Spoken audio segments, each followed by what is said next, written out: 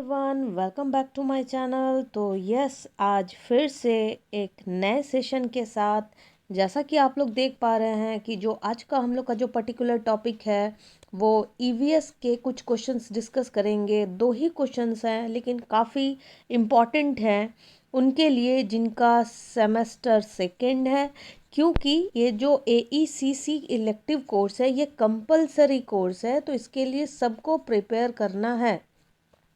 तो उनके लिए कुछ क्वेश्चंस हैं।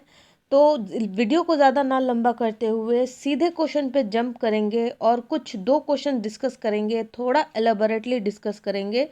होपफुली आप लोगों को कुछ मदद हो जाएगा इस एग्ज़ाम के टाइम पे, क्योंकि उनके एग्ज़ाम्स अनाउंस हो चुके हैं। Examination date already announced, correct. चलिए तो देख लेते हैं आज का जो पहला क्वेश्चन है वो क्या है।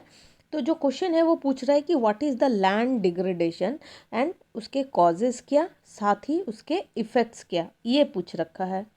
तो पहले मुझे लगता है कि किसी भी चीज़ को एलेबोरेटली जाने से पहले मुझे लगता है कि उसके बारे में आप जान लो पहले कि आखिर लैंड डिग्रेडेशन है क्या, किस बला का नाम है। तो ये है हो गया इसका आंसर।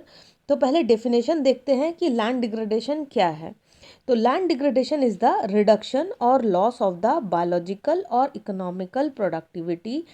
जो लैंड डिग्रेडेशन है वो क्या है, रिडक्शन है या फिर लॉस है, किसका, बायोलॉजिकल हो या फिर इकोनॉमिक प्रोडक्टिविटी हो, and complexity of rain fed cropland, irrigated cropland और range pasture forest or woodlands resulting from natural process, land uses or other human activities, and the habitation patterns such as land contamination, soil erosion and the destructions of the vegetation cover।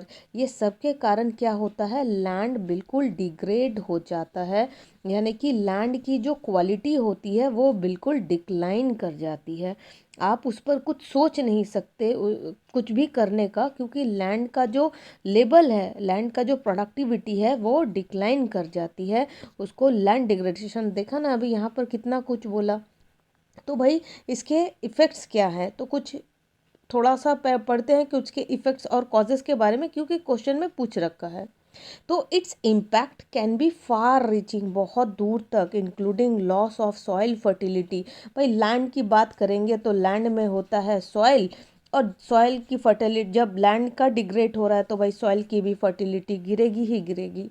Destruction of species habitat and biodiversity, अब चूंकि land में रहने वाले जो species हैं, जो habitat हैं, जो पेड़ पौधों में रहते हैं, भाई पेड़ पौधे तो लैंड में, तो डायरेक्ट और इनडायरेक्ट जो डिस्ट्रक्शंस है स्पीसीज़ के, हैबिटेट्स के, बायोडाइवर्सिटी, सॉइल एरोजन, मृदा पर्दन जिसको बोलते हैं, and excessive nutrients run off into lakes. Land degradation also has serious knock on effects of humans, अरे ह्यूमन्स पे भी, तो such as malnutrition, disease, forced migration in a sense कि आप फोर्सफुली, क्योंकि फोर्स माइग्रेशन तभी होते हैं जब कोई सीजनल हो या फिर कोई वैसी आपदा आ गई हो, कोई डिज़ास्टर आ गया हो, कुछ ऐसे लैंड डिग्रेड हो गए हो, कुछ खाने को वहाँ पर कुछ हो ही नहीं रहा है, तो फोर्स माइग्रेशन करवाया जाता है लोगों का।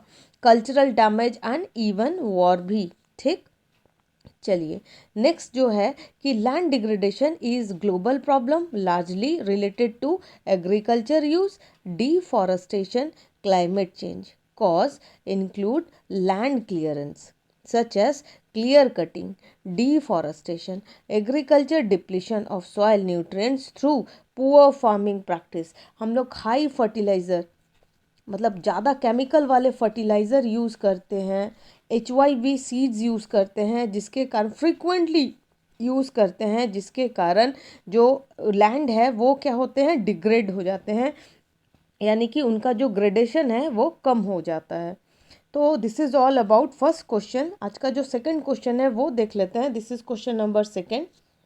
Right a short note on desert ecosystem. तो भाई जो डेजर्ट इकोसिस्टम है उसका क्या मतलब है। तो इकोसिस्टम जैसे कि it is a community of both biotic and non biotic entities of particular region in constant interaction, जो कॉन्स्टेंट इंट्रैक्शन होते हैं एक with each other, maintaining the ecological balance. Again एक ऐसी कम्युनिटी जहाँ पर बायोटिक मतलब जो कि लिविंग बींग्स हैं एंड नॉन बायोटिक जो कि नॉन लिविंग बींग्स है, दोनों आपस में जब का इंट्रैक्शन होता है क्या मेंटेनिंग करने के लिए इकोलॉजिकल बैलेंस, तभी तो होगा।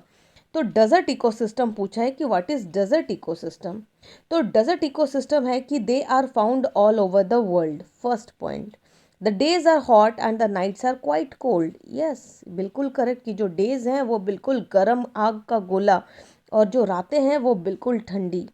Third, the defining feature is amount of precipitation it receives which is least compared to any other ecosystem। बहुत लीस्ट अचीव होता है वहाँ पर। The ecosystem exist from Arctic to the tropics. Fifth, flora. Flora और fauna सबको मालूम है, flora मतलब होता है आपके फ्लावर्स एंड फौना मतलब होता है आपके एनिमल्स। ठीक, तो यहाँ फ्लोरा की बात करी गई है कि फ्लोरा इज़ क्वाइट रेयर, बहुत रेयर होते हैं, बट हाईली अडेप्टिव एनिमल्स, बिल्कुल तुरंत डेजर्ट में अडेप्ट कर जाते हैं, उनके स्किन के कलर चेंज हो जाते हैं। And insect species are found here, और इंसेक्ट स्पीसीज टाइप के प्रजाति के वहाँ मिलते हैं, यानी कि कीड़े मकोड़े ज़्यादा। Not all of them are hot, सब गर्म नहीं होते, सम आर विंडी टू, हवाएं भी बहुत ज़्यादा चलती है। A few desert comprise rocks while some have sand dunes, कुछ में तो रॉक्स होते हैं और कुछ में रेत के ऐसे ऐसे ढेर जो होते हैं सैंड ड्यून्स मिलते हैं। तो ये होता है डेजर्ट इकोसिस्टम। तो ये थे कुछ दो क्वेश्चंस आज के, जिनका जो ईवीएस तो कंपलसरी है, वो तो आप लोग को लिए क्योंकि इलेक्टिव कोर्स है।